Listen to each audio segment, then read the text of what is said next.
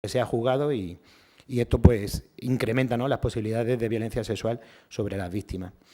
Tenemos testimonios múltiples. Aquí, por ejemplo, cuenta cómo una mujer fue violada por miembros de una milicia, pero tenemos también en Sudán del Sur cómo las tribus Nuer y Dinka focalizaban sobre lo que se llaman los campos de protección de refugiados. Entonces, cuando son campos vallados, que tienen una cierta protección por cascos azules, pero las mujeres tienen que salir a recoger leña, pues para cocinar y para calentar las casas, ¿no? Y eran las oportunidades de que esperaban los milicianos de las bandas contrarias. Los campamentos Nuer, pues los soldados Dinka estaban fuera y cada vez que las mujeres salían a recoger leña, pues procedían a violaciones, que a lo mejor eran 10, 12 soldados violando a una mujer, a veces incluso en presencia de su hijo, ¿no? Y en los campos de desplazados Dinka, pues al revés, eran los Nuer los que tomaban revancha y actuaban de la misma manera. Total, que al final eran todas las mujeres las que estaban violadas, ¿no? Y no solo ocurre con las milicias, sino que ocurre incluso con las fuerzas militares del gobierno. Aquí BBC África denunciaba cómo se había observado como los soldados no tenían el Estado tan... Sudán del Sur es el país más joven del mundo, hasta que Puigdemont y sus colegas consigan lo contrario, y han estado 30 años de guerra contra el norte y ahora llevan 4 años de guerra civil. Y aunque es un país productor de petróleo, pues su economía está totalmente colapsada, ¿no? Entonces, ni los soldados, fijaros que siempre el Ministerio de Defensa siempre suele tener dinero pues, para comprar armas y tal, bueno, pues no tenían dinero para pagarle a los soldados y lo que sus autoridades le permitían es que violaran a las mujeres civiles como parte de su salario. Ya que no te puedo pagar, por lo menos disfrútalo, ¿no? Entonces, son situaciones de violación como salario, son situaciones absolutamente denunciables, lo hace Naciones Unidas, lo hace Amnistía Internacional y desde Médicos Sin Fronteras, con nuestra labor de testimonio, también procedemos a ello, ¿no? Y entonces, claro, ves a este soldado, le ves esta cara de salvaje y piensas que este hombre es culpable, ¿no? Pero en cierto modo lo que es también víctima de la catástrofe del caos que supone la guerra en su país, ¿no? Y que todo se colase y que el poder esté en un Kalashnikov y la forma de cobrar salario sea violando mujeres, ¿no? Otro conflicto armado donde hubo casos muy relevantes de violencia sexual es la República Centroafricana. En 2014, Bangui, la capital, pues tuvo unos conflictos armados muy grandes entre los Seleka y los antibalacas, tropas milicianas musulmanas y cristianas, donde no solo batallaban en la calle, sino que a veces venían a los hospitales para rematar a los heridos que no habían podido matar en la calle. Fue un auténtico caos que la comunidad internacional, pues como tantas otras veces, mira hacia otro lado. Y las mujeres y los niños no son solo víctimas, sino, como os digo, son a veces parte, ¿no?, de esa producción de problemas. Y este chico, pues en vez de estar yendo a la escuela, pues ante todas esas barricadas, fijaros este señor cómo se ha habilitado aquí un arma, ¿no?, con una madera y unos clavos, y este chico, pues en vez de estudiar, pues dispone de un cuchillo y al saqueo, al pillaje, a la violación, ¿no? Y entonces, a la hora de hablar, ese abuso sexual a menores, entender que en África, pues con 5 o 6 años ya estás cuidando a tus hermanos pequeños y con 10 o 12 ya eres totalmente capaz de coger un Kalashnikov y dedicarte a la guerra, ¿no? Y eso hace que sean a la vez víctimas y culpables, ¿no?, de estas circunstancias de violencia sexual. Entonces, en República Centroafricana, fijaros que ya no son solo los soldados de los gobiernos locales, sino que las fuerzas de paz internacionales, los cascos azules, ¿vale? Hubo casos de abusos sexuales, se denunciaron 80 casos y la mitad de ellos eran en niñas menores de edad. Y de todos esos casos hubo 9 chicas que se quedaron embarazadas. O sea, ya no es solo entre los milicianos, los rebeldes o los propios soldados de un país soberano en África, sino que las fuerzas de paz, que se supone que Naciones Unidas establecen esos lugares, aprovechan también todo ese caos de la guerra para hacer abusos sexuales. Y más triste todavía, ya no es solo tener sexo directamente con las niñas, sino que hubo casos de militares franceses que pagaban unos 6, 7 dólares a niñas en República Centroafricana para que tuvieran sexo con perros delante de ellos. O sea, fijaros hasta qué punto el ser humano puede perder completamente los papeles y abusar de unas niñas necesitadas, de unas niñas con hambre, que por dinero pues son capaces de hacer de todo, ¿no? Y soldados franceses, pues que estaban allí en República Centroafricana para conseguir paz, lo único que hacían era era promover actos sexuales entre niñas y perros solo por disfrute, ¿no? Se denunciaron al menos 4 casos, una de las niñas falleció por una enfermedad desconocida. Naciones Unidas tuvo que hacer un comunicado para este tipo de escándalo, ¿no? Que, bueno, a mí me pilló esta circunstancia, me pilló en Sudán del Sur, no sé la repercusión que pudo tener el año pasado en los medios de comunicación españoles. ¿Escuchasteis algo de esto el año pasado? ¿No? Bueno, eso para que veáis el impacto que tiene lo que ocurre en los países pobres en nuestra sociedad, ¿no? Algo que sí ha tenido impacto en los medios de comunicación europeos fue, especialmente en el otoño del 2015, el flujo masivo de refugiados sirios e iraquíes sobre Europa, ¿no? Actualmente tenemos otra crisis humanitaria terrible, con más de medio millón de refugiados rohingyas huyendo desde Birmania, Myanmar, hacia Bangladesh, por su condición musulmana y por su pertenencia a esta etnia. El ejército birmano está persiguiendo a los rohingyas y la violación de mujeres pues forma parte de esa estrategia para generar miedo en la comunidad rohingya, ¿no? Refugiados pues tenemos también en las islas griegas, y después de ese acuerdo entre Unión Europea y Turquía para tamponar el flujo de refugiados asiáticos hacia Europa, pues los campos de Grecia se están convirtiendo en zonas donde los migrantes pues se quedan más tiempo del debido y las condiciones no son buenas, está habiendo abuso de sustancias tóxicas y por tanto la violencia sexual aumenta, ¿no? Hay peleas, hay acoso, y nuestros equipos están trabajando allí y están observando cómo la ansiedad, la depresión, todo este tipo de trastornos psiquiátricos están aumentando relacionados a la permanencia prolongada en esos campos de refugiados, ¿no? Y algunas veces lo que ocurre es que el propio agresor es el marido que abusa sexualmente de su mujer, cuando la mujer no tiene interés en tener relaciones sexuales, pero el marido, en esa desesperación de estar allí bloqueado, pues muchas veces desemboca en violaciones intrafamiliares, ¿no? Y otro contexto donde hay mucha violencia sexual es en Centroamérica, ¿no? Son situaciones que llamamos de OSV o otras situaciones de violencia con las maras, con las bandas armadas en Salvador, en Honduras, en Guatemala. Entonces la gente huye en México, no sé si habéis visto la película Sin Nombre, ese tren que le llaman La Bestia. Entonces huyen con un tren que va hacia Estados Unidos, van muchos de ellos incluso en el techo del tren, y la migra, la policía mexicana, intenta detenerlos, pero es que hay bandas militares que a veces son de los propios países de origen o incluso la propia policía mexicana, la migratoria, que abusan sexualmente de los migrantes o que intentan tomar beneficio de su desesperación, ¿no? Tenemos aquí una serie de testimonios que, bueno, no los voy no vamos a detenernos en ellos, pero bueno, comentaros que hasta 1 de cada 5 hombres y 1/3 de las mujeres habían sufrido algún tipo de abuso sexual en su intento de huida hacia Estados Unidos, que ahora ya sabéis que el señor Trump pues, está intentando bloquear aún más el acceso de los migrantes centroamericanos hacia Estados Unidos de América. Y una cosa que ocurre es esa normalización de la violencia sexual, y es que ya se asume que forma parte del negocio, ¿no? Si tú huyes hacia arriba, tienes que pagarle a las mafias y llega un momento que antes o después vas a tener que ofrecer tu cuerpo como parte de esa huida, de esa migración hacia Estados Unidos, ¿no? Y se produce una banalización de la violencia y se considera como parte del negocio, ¿no? Otro sitio donde está habiendo tráfico de personas es en Libia. Recientemente ha habido una noticia publicada en medios de comunicación españoles sobre la venta de esclavos para trabajar en el campo. Pues en pleno siglo XXI, que estemos actuando como en la antigua Roma, vendiendo a los más fuertes para trabajar en el campo, es triste, ¿no?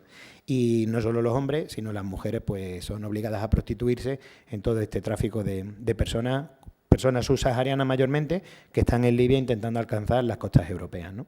Tenemos aquí testimonios de camerunesas, de nigerianas, donde cuentan cómo les golpean, cómo las fuerzan a prostituirse, y los beneficios evidentemente son para las mafias. Y otro lugar donde tenemos mucha violencia sexual no son solo la guerra, no son solo estos refugiados de distintos continentes, sino comunidades que han pasado un conflicto y están recuperándose, pero aún así sigue habiendo mucha violencia sexual. Y en ocasiones suelen ser o bien civiles que conocen a las víctimas o los propios soldados del ejército en un periodo post-conflicto donde siguen abusando de mujeres y de niñas en estos países, ¿no? Uno de ellos es República Democrática del Congo. No sé si sabéis que es el país más rico en reservas de coltán, que lo utilizamos en nuestros móviles y en nuestros ordenadores. Entonces, ese mineral es muy valioso y lo que interesa es que el país esté inestable para poder sacarlo a precios bajos y luego el beneficio de la venta de los aparatos electrónicos sea pues para empresas occidentales, bien norteamericanas, europeas, japonesas o australianas, ¿vale? Los propios congoleses están sufriendo esos conflictos armados y es un lugar con muchísima violencia sexual. Fijaros aquí estos cadáveres carbonizados y es el país donde Médicos Sin Fronteras trata más supervivientes de violencia sexual, ¿no? También se ha analizado muchísimo, las milicias violan sistemáticamente a las mujeres en los poblados en medio de la jungla, son zonas de muy difícil acceso y fijaros que no es solo el trauma físico, sino que encima las mujeres tienen esa sensación de víctima, ¿no? Es la duplicación de la victimización y esta mujer, por ejemplo, cuenta que piensa que si se lo dice a su marido todavía le va a acusar de ser infiel, ¿no? Y de tener relaciones sexuales voluntarias con otro hombre cuando lo que ha sido es víctima de una violencia sexual y ha sido forzada por otro hombre, ¿no? Entonces, bueno, eso son diferentes estadísticas del número de personas que tratamos en los numerosos proyectos que tenemos en Congo. Posiblemente el mes que viene yo estaré al otro lado de la frontera, en un proyecto en Uganda, en Arua, aquí muy cerquita de Kivu Norte. Y simplemente, bueno, comentaros cómo desde Médicos Sin Fronteras hemos tratado el pasado año a casi 14.000 personas por estos episodios relacionados con violencia sexual. Cuando nos referimos a tratarlo, tenemos un tratamiento médico, tenemos un protocolo muy definido donde tratamos las heridas físicas, ¿no? Porque muchas veces estas relaciones pues son traumáticas, ¿no? Con puñetazos o con amenazas, con arma blanca, y puede haber heridas no solo en el ámbito genital. Damos tratamiento contra enfermedades de transmisión sexual. Perdón, con el tiempo. ¿Me dais 2 minutos? ¿Sí? Vale. Incluido la prevención del SIDA, se le da durante un mes una terapia con antirretrovirales para evitar la transmisión del virus del SIDA. Se dan antibióticos también para la prevención de sífilis y de gonorrea. Se vacuna a la mujer contra el tétanos y contra la hepatitis B. Hepatitis B por transmisión sexual y tétanos por esas heridas que se pueden producir en el área vaginal o anal en la violación forzada. Se da, por supuesto, tratamiento psicológico donde miembros de su comunidad con mayor afinidad, mayor capacidad de empatía por parte de la víctima, pues ofrecen apoyo psicológico. Muchas veces son personas que ya han sido violadas y que, desgraciadamente, al haber pasado por esa circunstancia, conocen en carne propia los temores, los miedos, las dudas, las incertidumbres que una violación supone, ¿no? Y tratamos también y manejamos el embarazo no deseado, le ofrecemos píldoras abortivas para evitar que la mujer violada pues, pueda quedarse embarazada. Esto lo hacemos con mujeres, lo hacemos también con niñas y en caso de que sea un hombre el víctima de la violencia sexual, que ocurre mucho en la zona, ocurre más en Oriente Medio que en África subsahariana, pues también procedemos a este tratamiento médico. Y luego a nivel social se le da un certificado a las víctimas de violencia sexual si lo requieren y lo que hacemos es que sensibilizamos a la comunidad y a las autoridades para evitar para que la víctima pueda cerrar el círculo, para promocionar que si son víctimas de violencia sexual sepan dónde acudir, para poder señalar a los que son agresores y poder minimizar la aparición de nuevos episodios. Y entonces esa acción proactiva, ¿no? Para disminuir primero para no silenciar lo que es la violencia sexual, segundo para la comunidad sepa cómo prevenirlo y cómo actuar en caso de que ocurra y sobre todo esa labor de testimonio, ¿no? De advocacy y de hacer ver que la violencia sexual, pese a estar silenciada, es una grave afrenta a la dignidad humana y por parte de por nuestra parte y por parte de otros actores en estos contextos, pues lo denunciamos y lo batallamos, ¿no? Así que nada, como bien han dicho los compañeros, tendremos luego un turno de preguntas y todos vuestros comentarios y opiniones son bienvenidos. Muchísimas gracias.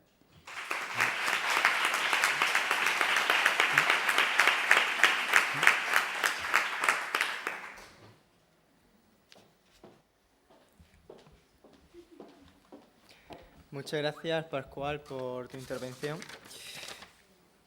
Finalmente, doña Lorena Rodríguez Torres nos va a exponer cuál es la situación actual de violencia de género desde un punto de vista político en España.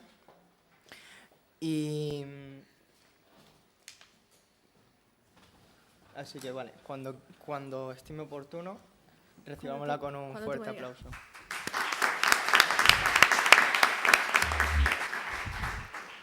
Bueno, buenas tardes a todos. Es un honor para Ciudadanos Granada estar hoy aquí con todos vosotros. Gracias, Antonio, por la invitación y gracias a ti también por contar con nosotros. En este sentido, nosotros lo que hemos hecho en primer lugar ha sido establecer un índice para facilitar el seguimiento de la ponencia de esta tarde, donde vamos a hablar de una serie de cuestiones previas que considerábamos importantes.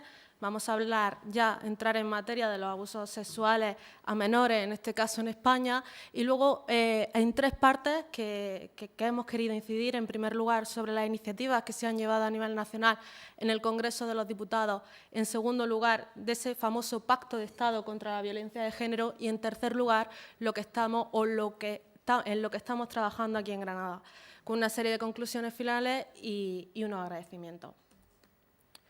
En esas cuestiones previas ya había una serie de avisos en el año 2011. Con el inicio de la crisis empezaron a empeorar los indicadores sociales que miden las condiciones en las que viven los niños en nuestro país. Y en este sentido hemos querido resaltar dos cuestiones. Por un lado, empezaron a hablarse de barreras reales que se podían producir en el futuro. Y en segundo lugar, se estableció un dato de partida ya en el año 2011.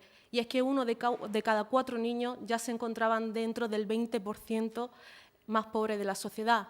Hablamos de una cuestión de vulnerabilidades en distintos campos, no solamente el económico, también en el educativo, en la malnutrición, en las cuestiones relacionadas con la salud.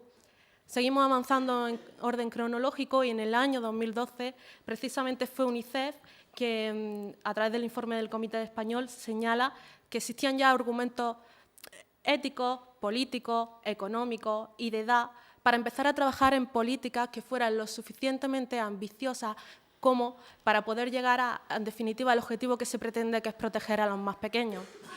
En este sentido, deberían de ser políticas que deberían estar orientadas a reducir las desigualdades y aumentar la igualdad de oportunidades para todos los pequeños.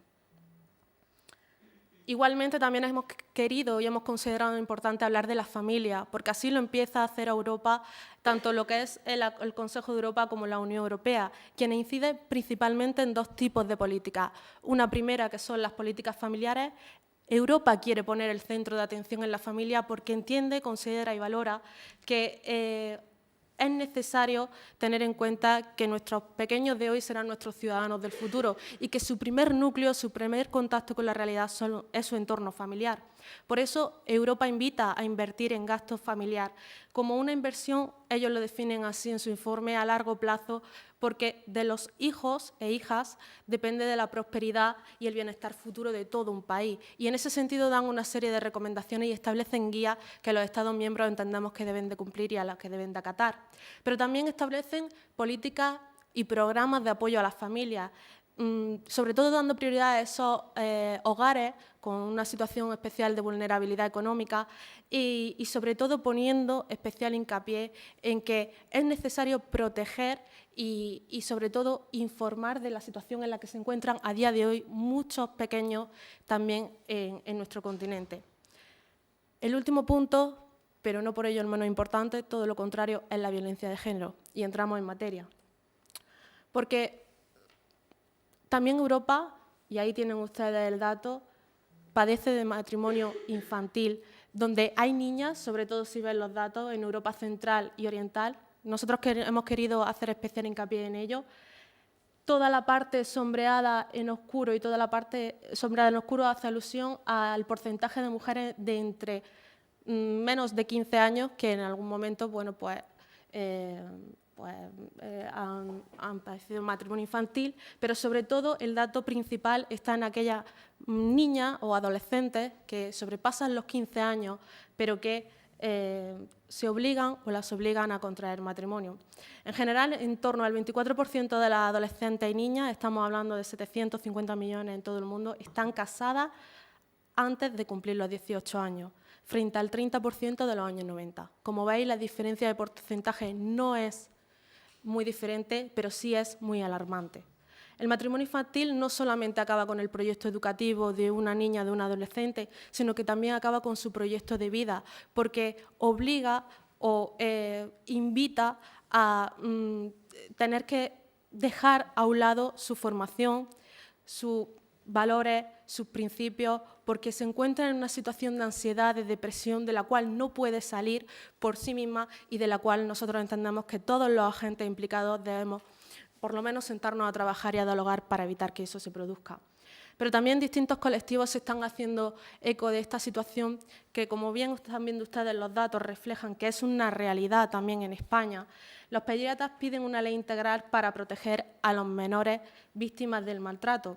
No sé si lo pueden leer en la diapositiva, pero entre el año 2013 y el 10 de octubre de 2017 han muerto 22 niños a causa de la violencia sexual y del maltrato.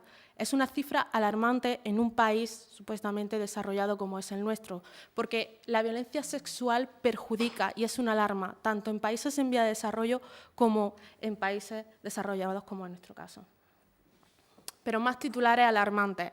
Si ustedes ven, hemos querido coger algunos titulares, los más recientes que han aparecido en distintos medios de comunicación y en este sentido que un 21% de los jóvenes considere que la violencia en la pareja se exagera o que todavía, ahora no, porque Ciudadanos presentó la iniciativa en el Congreso de los Diputados, pero no se considerara lo que es la trata de mujeres y la violencia y la mutilación genital como violencia de género, ya invitan, yo creo, en sí mismo a una reflexión profunda, una reflexión de sociedad, una reflexión de país y sobre todo una reflexión también por la parte política.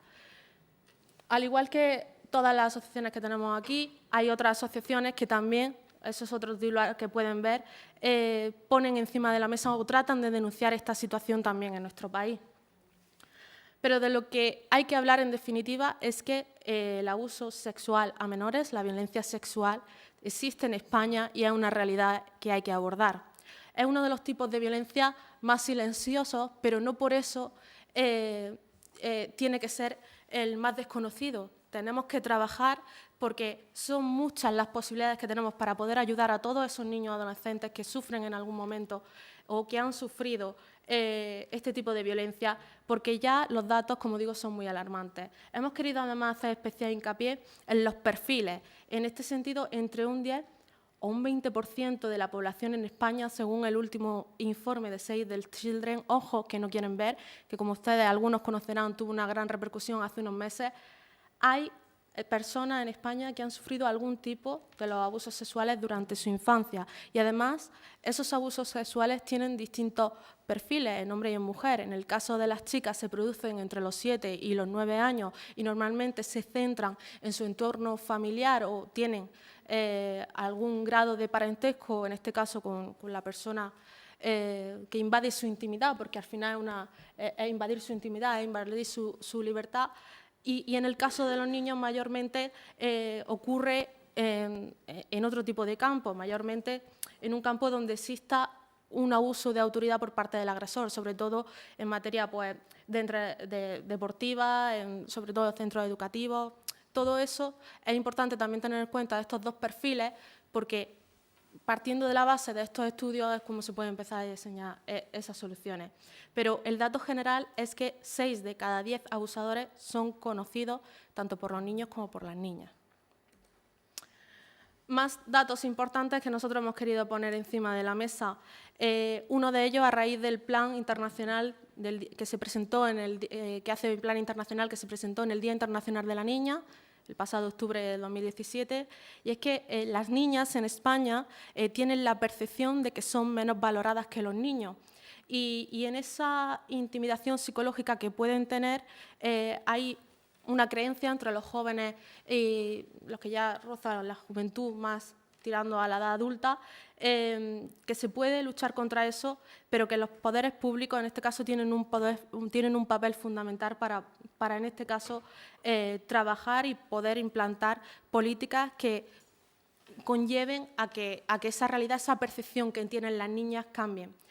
Porque a día de hoy, en una realidad, existe un gran desconocimiento sobre la violencia sexual, sobre todo en el modo de cómo trabajar para su erradicación, pero también porque no olvidemos que estamos hablando de niños pequeños o niñas pequeñas y adolescentes, donde su grado de comprensión es muy reducido de cara a la magnitud de la gravedad de los hechos a los que nos estamos haciendo referencia. Y, por tanto, nosotros lo que debemos es trabajar para, dentro de su grado de comprensión, hacer llegar pues, la importancia de que ellos defiendan cuáles son sus derechos, cuáles son sus seguridades y bueno, a quién pueden recurrir o qué mecanismos tienen para poder denunciar si lamentablemente se encuentran en una situación como esta.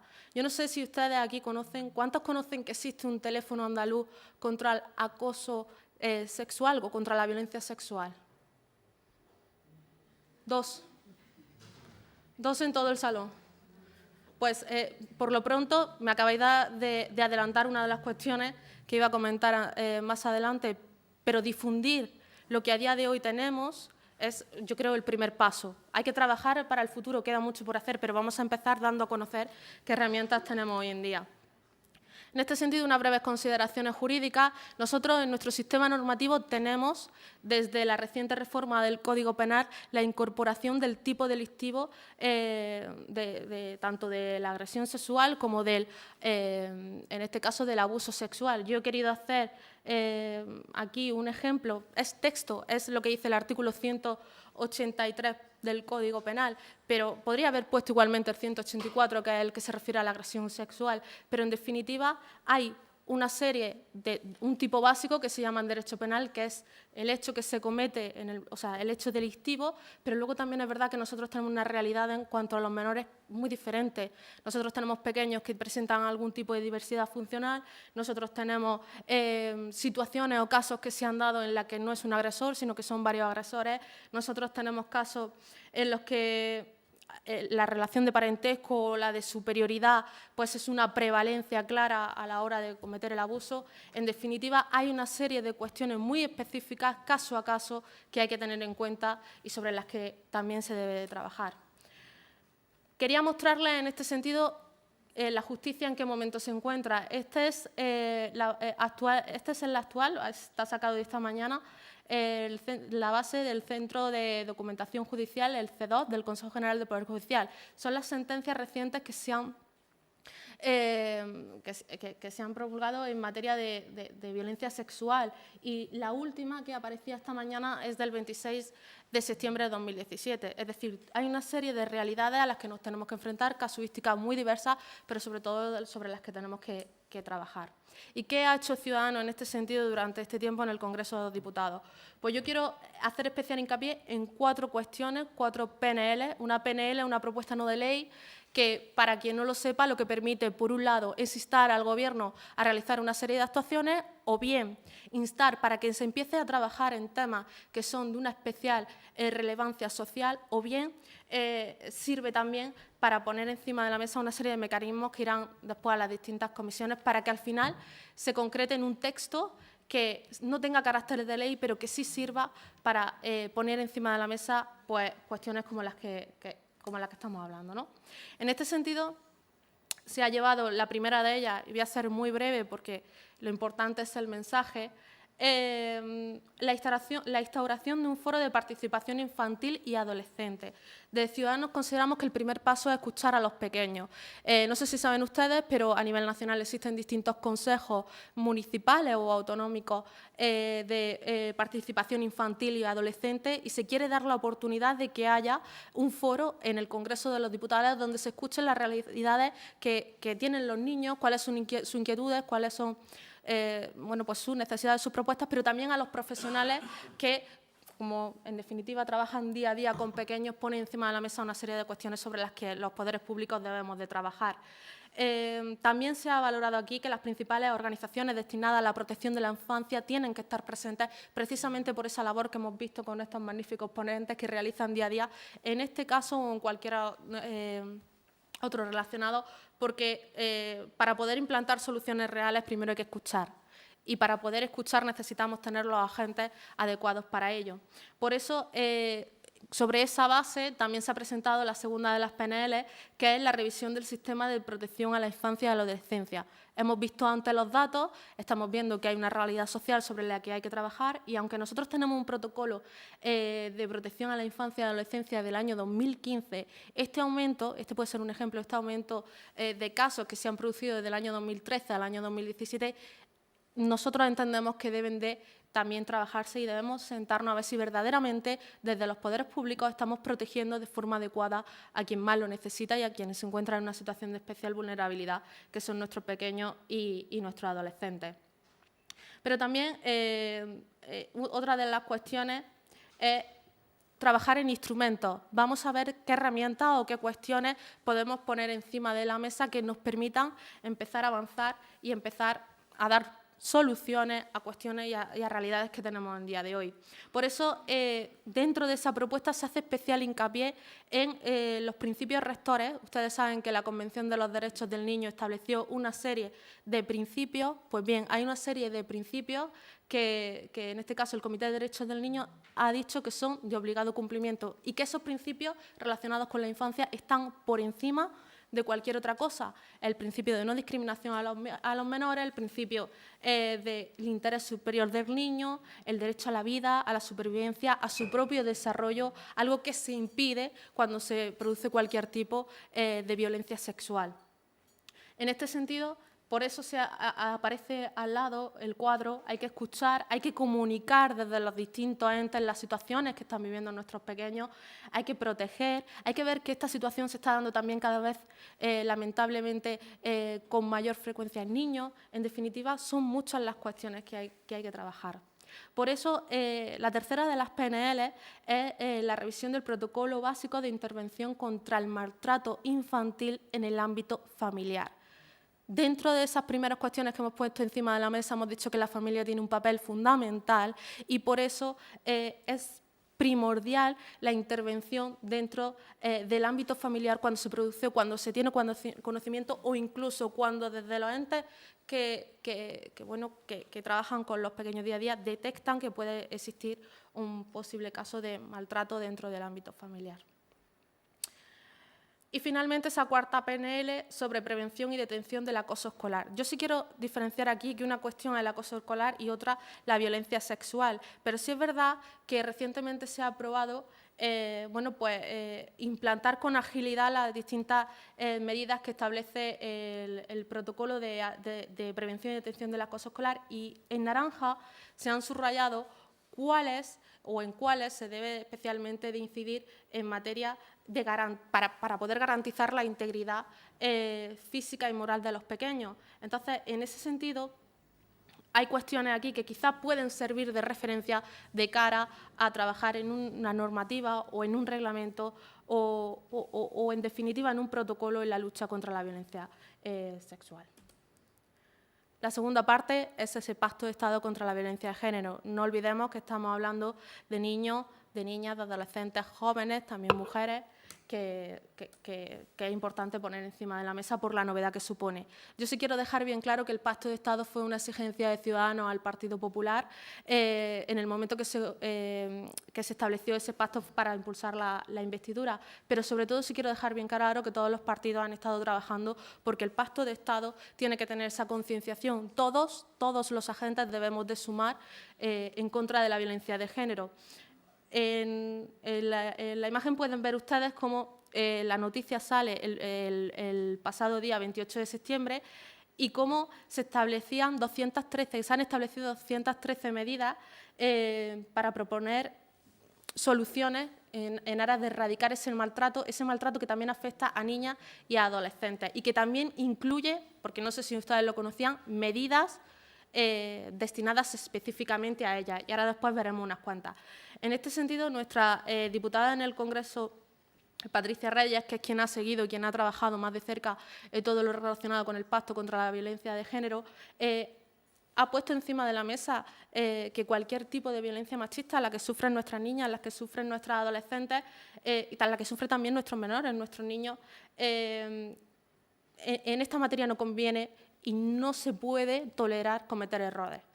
es fundamental que las iniciativas, las propuestas, las soluciones que se pongan encima de la mesa sean eficaces y sean efectivas, porque solo de esa forma se conseguirá esa solución.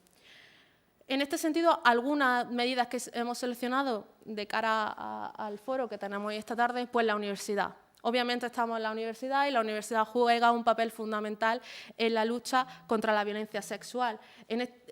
Precisamente se va a implantar en las universidades y en los campos universitarios campañas de prevención, porque es necesario estar en contacto directo con nuestros adolescentes, con nuestras chicas jóvenes, pero también porque justo a través de la formación se puede concienciar a las mujeres jóvenes, se puede concienciar o incluso, como decía la Unión Europea, se puede evitar que generaciones venideras caigan en los mismos errores que se han podido tener en épocas pasadas, ¿no?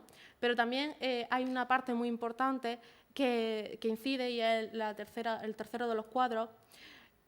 Dice, de forma particular es preciso que niños y niñas, adolescentes y jóvenes interioricen la igualdad como un valor esencial. Es importante conseguir que nuestras niñas no sientan o no se desmerezcan más que los niños.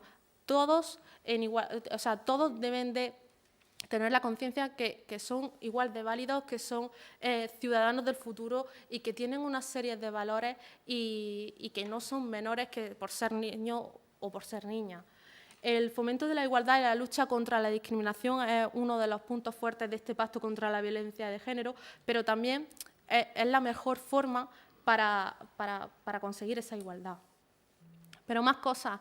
También habla sobre cómo facilitar el acceso a mujeres y niñas con diversidad funcional a toda esta formación e información. En definitiva, nosotros también tenemos que formar a profesionales para que puedan, cada uno dentro de su ámbito, desde el educativo, como el sanitario, como incluso el político o incluso el universitario, poder trabajar de forma profesional, no olvidemos nunca eso, para poder luchar contra la violencia sexual. Pero también en Granada estamos trabajando por ello. ¿Cómo lo estamos haciendo? Pues nosotros en Granada entendemos que lo primero es concretar cuáles van a ser las políticas municipales relacionadas con la infancia y con la adolescencia.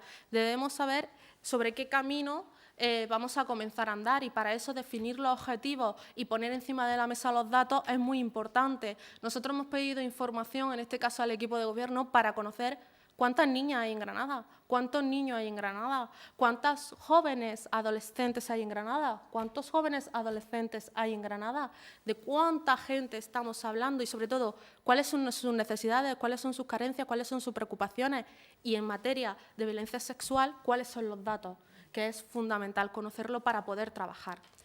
Pero dentro de esa concreción entendemos que hay herramientas que podemos utilizar o que pueden ser una oportunidad a día de hoy en la lucha contra la violencia sexual en Granada. Nosotros estamos actualmente trabajando en la elaboración del quinto Plan de Igualdad Municipal, donde entendemos, y así lo vamos a proponer, la transversalidad es una cuestión básica y debe ser uno de sus puntos fuertes y no puede ser que nosotros tengamos un plan municipal de infancia y adolescencia que no esté conectado intrínsecamente, en este caso, con el plan de igualdad municipal. La conexión entre distintas áreas, entre distintas concejalías del ayuntamiento que trabajan con niños, con niñas, con adolescentes, debe de ser total porque el ayuntamiento es el ente más cercano al ciudadano, no lo olvidemos, es el que está en contacto con todo ello y es la primera puerta de entrada a otras instituciones con las que la coordinación y la comunicación tiene que ser total para poder conseguir avances. Y en esa línea, la concienciación y la sensibilización también son pilares básicos dentro de ese quinto Plan de Igualdad Municipal. Disponer de recursos es necesario, por eso tenemos el Pacto de Estado contra la Violencia de Género que va a permitir pues, obtener recursos que se van a distribuir a lo largo de 5 años. Nosotros entendemos que también se puede hacer un esfuerzo, en este caso a nivel municipal, de cara a la aprobación de lo que serían las líneas económicas que se regirán por ese quinto Plan de Igualdad. Pero también los programas educativos municipales. Nosotros tenemos, y aparece ahí, una iniciativa pionera en Granada, que es la iniciativa de la creación de una comisión de consejos escolares municipales. Los ayuntamientos de toda España tienen sus representantes en los distintos centros educativos de sus municipios y nosotros de Ciudadanos entendíamos que tenía que haber un feedback entre las necesidades o las propuestas que tenía el centro educativo y, bueno, cuáles eran las políticas o cuáles eran las actuaciones que estaba haciendo en este caso el ayuntamiento. Conocer esa conexión que permite, bueno, pues, recoger demandas, transmitir propuestas, en definitiva, al final llegar en este caso al Consejo Escolar, el grande, que es el de la Junta de Andalucía, donde se tratan todos los temas también en materia de violencia sexual, si se ocurre algún caso en algún centro, la primera vía de entrada es esa. Entonces, a través de programas educativos que también se pueden transmitir en los consejos escolares, a través de los casos que vamos recibiendo, se puede ir generando también un feedback entre distintas administraciones e instituciones importantes, porque en este caso la información es poder, porque cada casuística es igual de importante y sobre todas y cada una de ellas debemos de trabajar. Pero también, y en aras de conexión, es la misma diapositiva, solamente cambia la noticia. ¿Por qué? Pues porque la persona que tienen ustedes aquí es nuestro diputado granadino nacional en el Congreso de los Diputados, Luis Salvador, que además es portavoz de la Comisión de Cooperación Internacional. Y en este sentido, no podemos mirar la lucha contra la violencia sexual desde ámbitos sesgados, sino que la comunicación también entre los propios cargos institucionales, la comunicación también entre las distintas administraciones, los entes que trabajan, tiene que ser fluida y tiene que ser total. Esto ha permitido que se haya hecho una propuesta para que los municipios granadinos formen parte de Biogen, que permita un subsistema tecnológico que permite el seguimiento de los casos de violencia de género, donde también se pueden recoger los casos de violencia sexual que afectan a nuestras pequeñas y a nuestros adolescentes. En definitiva, el trabajo conjunto permite generar sinergias y permite también proponer soluciones necesarias y detectar nuevas oportunidades que seguramente están ahí, incluso en otros países que pueden ser de referencia, pero que sin duda nosotros debemos incorporar para poder seguir trabajando y para poder seguir avanzando. Y por eso establecemos una serie de conclusiones. Nosotros tenemos una serie de compromisos. La igualdad de género se debe de convertir en un tema social y político clave. Hablábamos antes que la violencia sexual era quizás la más silenciosa, pero solamente poniendo encima de la mesa que esa realidad existe, que la sociedad conoce que lamentablemente esa realidad existe, se puede empezar a trabajar y a seguir dando pasos. Para nosotros el Pacto de Estado es una esperanza, supone un paso muy importante, pero sin duda lo que se está haciendo no es suficiente, se puede hacer mucho más. Y para eso hay que dar estabilidad y consenso a las políticas de la infancia y poner encima de la mesa que a día de hoy hay una serie de cuestiones graves que afectan a nuestros más pequeños y que igualmente los poderes públicos deben de trabajar para poder erradicarlas. Aprobaremos también un plan estratégico nacional de infancia y adolescencia con los recursos económicos necesarios para atender a la situación actual de pobreza y riesgo de exclusión infantil. Muchos de los niños que lamentablemente sufren la violencia sexual se encuentran en una situación de especial vulnerabilidad, sobre todo a nivel económico o viven en zonas de cierto riesgo de exclusión social. La realidad es que nosotros podemos trabajar identificando muy bien en qué segmentos o cuáles son los segmentos en los que nos encontramos y sobre todo estableciendo nichos que nos permitan atajar los problemas de distintas perspectivas. Algunos de los compromisos también están centrados en recursos económicos porque es necesario contar con recursos económicos para poder trabajar y en ese sentido nuestro compromiso es total y estas son solamente algunas de las conclusiones o algunos de los compromisos, mejor dicho, a los que nosotros ponemos hoy encima de la mesa, pero que estos compromisos sumados a los de cada uno de vosotros es lo que permitirá el día de mañana acabar con la violencia sexual. Muchas gracias.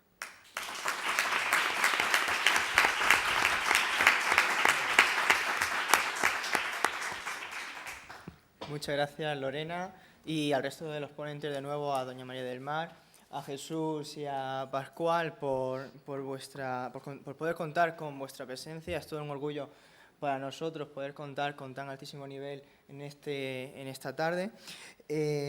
A continuación procederemos a la merienda que se mencionaba anteriormente, un descanso de media hora en el que, si así lo desean, pueden colaborar para la causa con UNICEF comprando un bocadillo que se ofrece justo a la salida de... Bueno,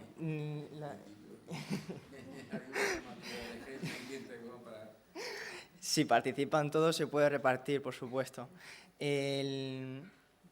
Son las 6 menos 5, a las 6:30 nos volvemos a ver aquí y procederemos al turno de preguntas a nivel individual para que puedan participar de manera más activa en el debate, ¿vale?